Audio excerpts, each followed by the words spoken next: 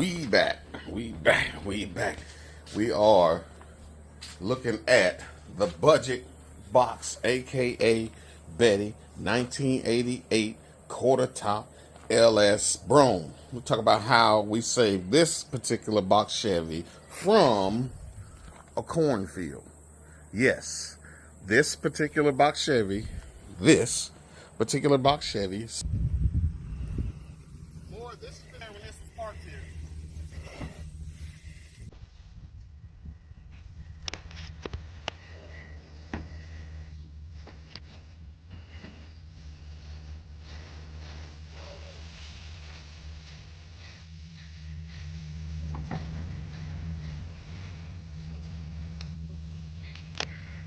Sat in a cornfield.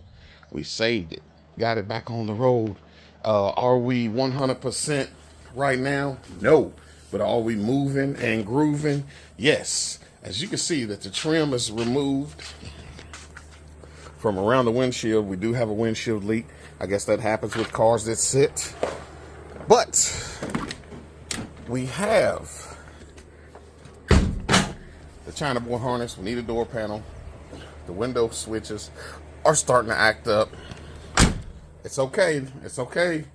It could use paint, but when we saved it, we call it the budget box because we went with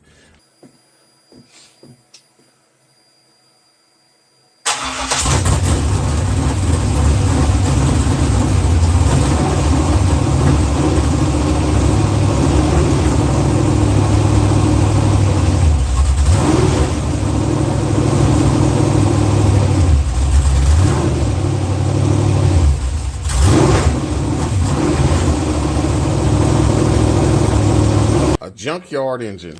When I went and pulled that motor from the junkyard, was I hoping it was a what it is? Nah, I was hoping to get a 6.0. So we got a 6.0 with a Sniper EFI intake.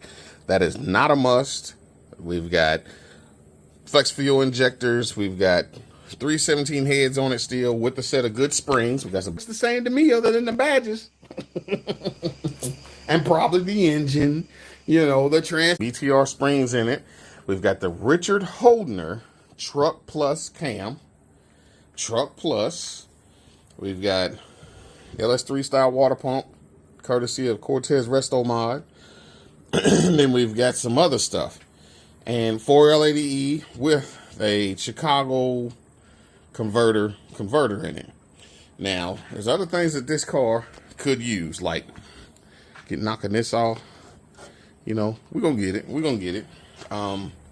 Ended up with my man Boo, hooked us up with some 26-inch dubs. We did put new shocks and springs on the rear.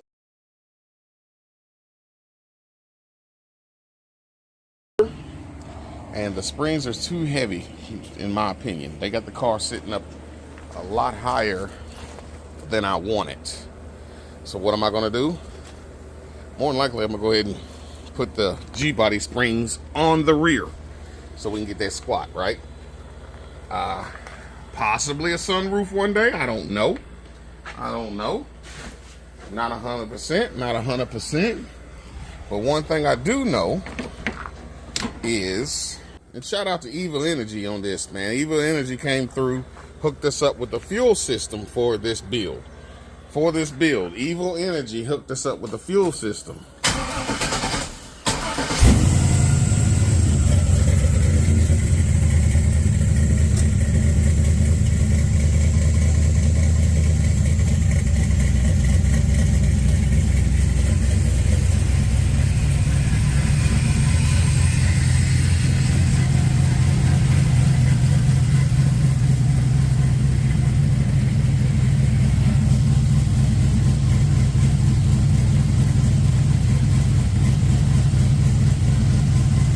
Originally a 305 car with the 700R.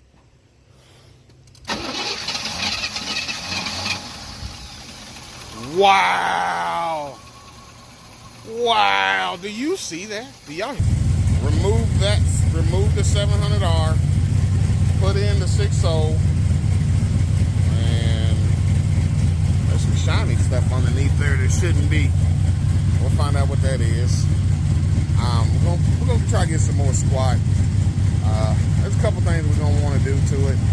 I call it the budget box because we didn't go stupid on trying to, you know what I'm saying, make things shake with this thing. We just wanted to get in traffic, and with getting in traffic, you know, only thing sponsored on the car per se was the Evil Energy hooked us up with a fuel system.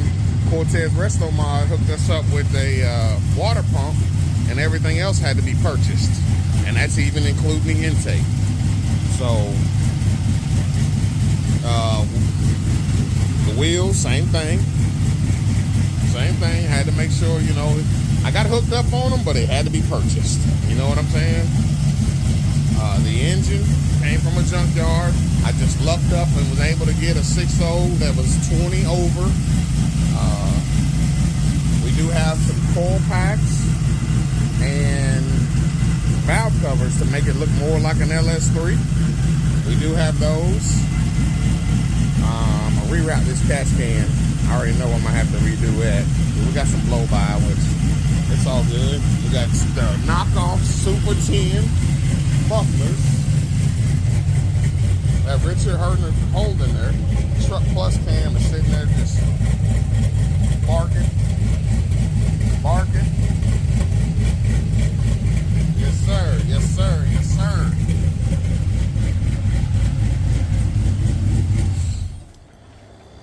I mean, to get you guys going, to get your build going, you know, it don't necessarily have to be show quality to be out there in the streets and enjoying the car, because that's what we're doing, man.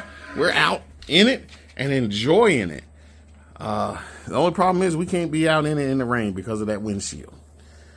And those kind of things, I'm gonna get rid of that felt under the hood. I'm gonna clean up that surface rust there, the little dust rust, and you know, electric fans, everything straight junkyard type style.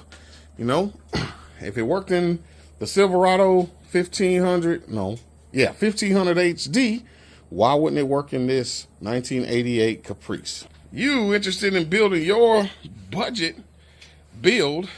I know they get a bad rap, you know, and in a sense though, some of the budget stuff, it helps to be a little bit inclined to be able to turn wrenches. You know what I'm saying? To know the difference between metric and standard.